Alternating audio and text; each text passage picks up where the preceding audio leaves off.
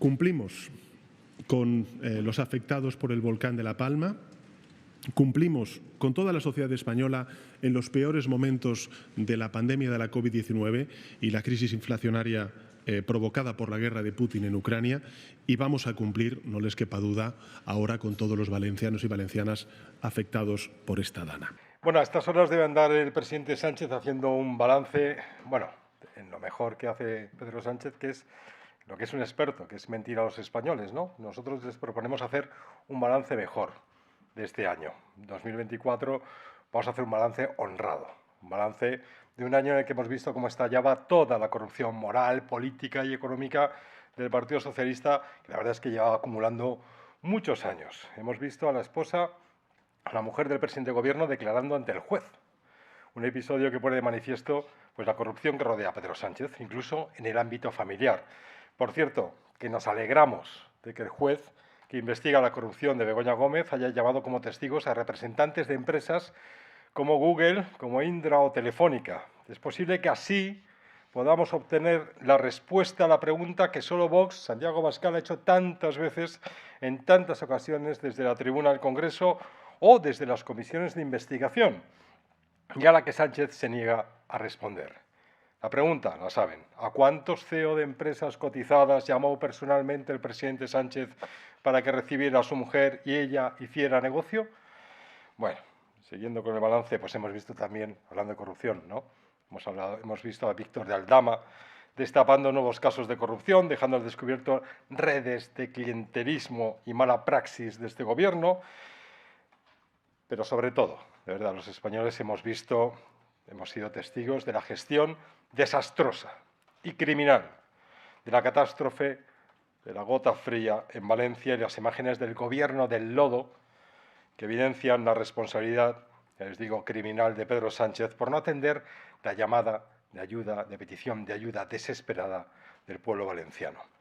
Hemos visto todas las instituciones asaltadas y parasitadas, desde el fiscal general del Estado hasta el defensor del pueblo, pasando por el Consejo General del Poder Judicial, en este caso, por desgracia, con el concurso necesario del Partido Popular. Hemos visto cómo Sánchez ha continuado cediendo a los chantajes del separatismo, con el cupo separatista, con todo tipo de concesiones en perjuicio del conjunto de los españoles, de nuestra unidad y de nuestra igualdad. Mientras no paramos de conocer nuevos escándalos de este gobierno, los españoles, a cambio que reciben, más pobreza. Este gobierno ha aprobado más de 80 nuevas subidas de impuestos y tiene previstas 45 más para 2025. Mientras el gobierno habla de lo que sube el PIB, pues los españoles seguimos siendo líderes en desempleo. No hay un país en toda Europa con este porcentaje de parados. No hay maquillaje que resista la verdad. Mientras los empleos precarios se disparan, los precios no paran de subir. Desde 2002, el precio de los alimentos se ha duplicado, pero es que la mitad de ese crecimiento se ha producido desde finales de 2021. La calidad democrática de esa de la que tanto presume este gobierno, pues España ha caído 4 puestos. En lo que sí vamos de cabeza, eso sí, fenomenal, es en invasión inmigratoria ilegal. El año termina con casi 60.000 inmigrantes ilegales más. En 2023 llegó un 82% más de inmigrantes que en el año anterior. En este año no esperamos más todavía.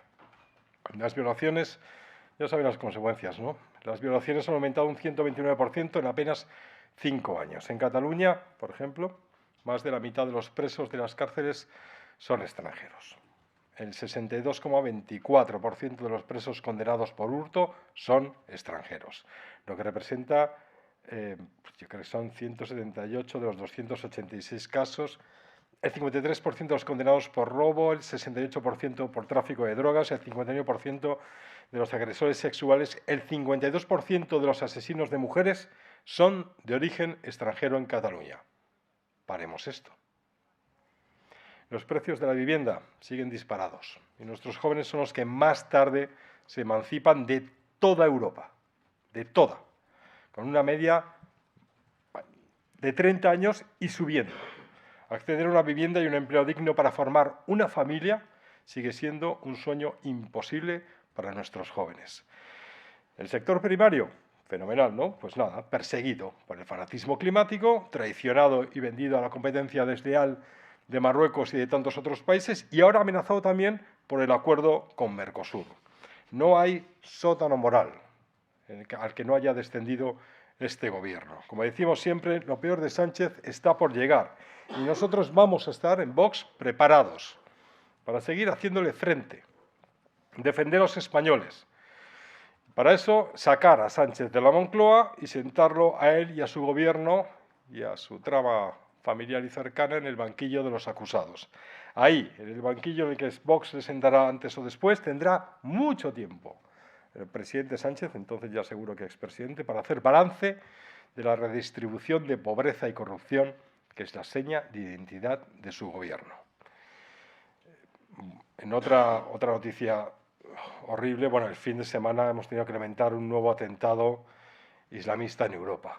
Pero mientras la dictadura progre nos intenta convencer de que el peligro para Alemania, para toda Europa, son los partidos patriotas, con cada vez más apoyo popular, y no la invasión islámica que llena de inseguridad nuestras calles. Por Dios, la mayor amenaza para los europeos son los políticos, que han abierto nuestras fronteras a bárbaros, que viven entre nosotros, que nos odian, que quieren destruir lo que somos. Y el islamismo está en guerra con Europa. Pero el problema para las élites corruptas de Bruselas va a ser que los europeos hayan tomado conciencia de ello y que estén votando a partidos que apuestan por nuestra identidad, la defensa de nuestros valores, es decir, por la defensa de nuestras fronteras. Y por cierto, algunos de ustedes, no de los que están aquí, sino de todo en general, un mensaje que les pido que tengan cuidado con esto de pasar de la teoría del lobo solitario, que esa es la teoría favorita de los medios progres cuando hay un atentado islamista, ahora a la teoría del lobo solitario musulmán de extrema derecha. Porque de ridículo, señores, es un sitio del que no se vuelve, de verdad. Hablando de ridículos, igual que les conté la semana pasada la traición del PP de Baleares del pacto suscrito con Vox para la aprobación de los presupuestos, pues yo me gustaría contarles hoy parte de lo que ocurrió, a lo mejor, de la traición del PP de Extremadura y de su presidente María Guardiola al pacto que habían firmado con Vox. La negociación fue buena, ustedes lo saben, yo se lo he contado. La negociación fue buena e iba bien, hasta que el martes pasado, a las 11 de la mañana, nuestros compañeros extremeños enviaron nuestra propuesta final y el Partido Popular quedó en responder de inmediato. De inmediato. Y lo inmediato se transformó en un silencio absoluto que duró 12 horas, hasta las 11 de la noche. Ese silencio fue un ardid, un truco para que nosotros pensáramos que, bueno, que todo iba bien, que por la cercanía del plazo para el registro de enmiendas, pues que las presentáramos.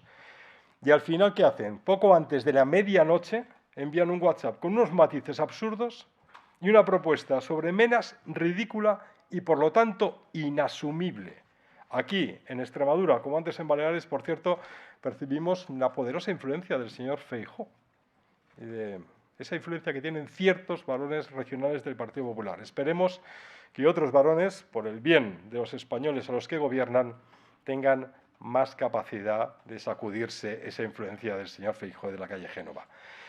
En fin, así es como el Partido Popular, con mentiras y trucos, ha truncado la posibilidad real de que los extremeños tengan un presupuesto que alivie sus pesadas cargas y dedique el dinero que sale del bolsillo de los contribuyentes a lo importante y no a políticas LGTBI, a inmigración ilegal y, sobre todo, a doblar las subvenciones a esos sindicatos corruptos también. Bueno, por cierto, déjenme que desmienta esa absurda mentira que va diciendo el Partido Popular de que Vox puso como condición volver al gobierno de Extremadura. Creo que nos hemos ganado este año, bueno, y todos los años anteriores, pero este año, con nuestra salida forzada de los gobiernos, la presunción de veracidad.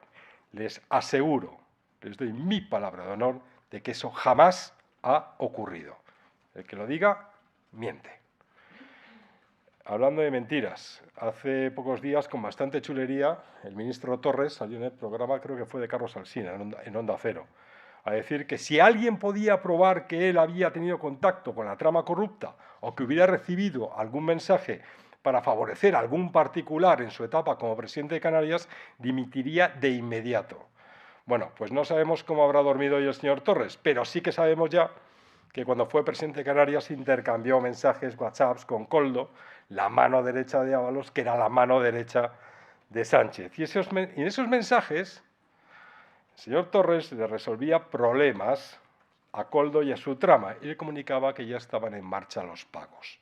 Bueno, aquí lo único que debería haberse tratado hoy en el Consejo de Ministros era el cese inmediato de este personaje, bueno, y también, por supuesto, la división en bloque de este gobierno carcomido por la corrupción. No tenemos ninguna esperanza de que esto ocurra y como no tenemos esperanza alguna en que cierto partido cumpla con su responsabilidad de liderar la oposición, Vox seguirá liderándola con una oposición frontal a este gobierno. No pararemos hasta sentarlos a todos y cada uno de ellos en el banquillo de los acusados.